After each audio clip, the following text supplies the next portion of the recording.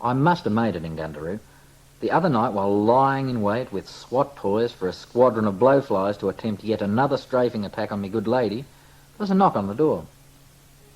Out front was an earnest young bloke anxious to know if I wanted to join the local cricket club.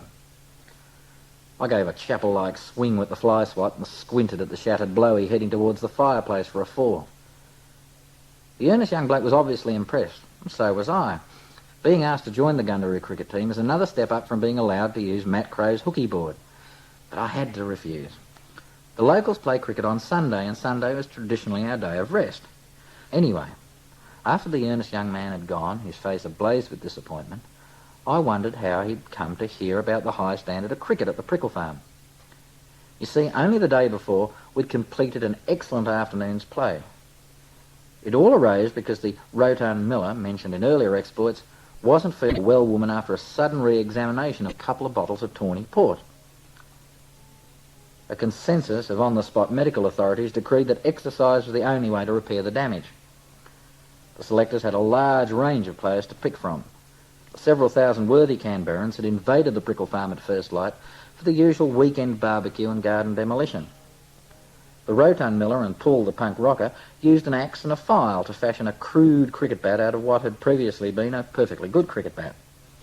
A visiting dog was robbed of a tennis ball and a coincidentally empty beer carton became a wicket. The rules were somewhat obscure. They were made by a loud-voiced young man named Justin, aged 9. "I want a bowl," he declared. That was accepted. "I want a bat," he added. This was difficult to arrange, so Miller, no, not Keith Miller, Ron Miller, went to bat. He scored a run and was caught out by an 11-year-old girl in slips. "My turn to bat," yelled Justin, aged 9. Paul the punk rocker's girlfriend came in to bowl. "Oh, I wanted a bowl," called Justin, aged 9. The punk rocker's girlfriend had trouble with the first 15 balls. The long grass stopped them from going any further than the first bounce.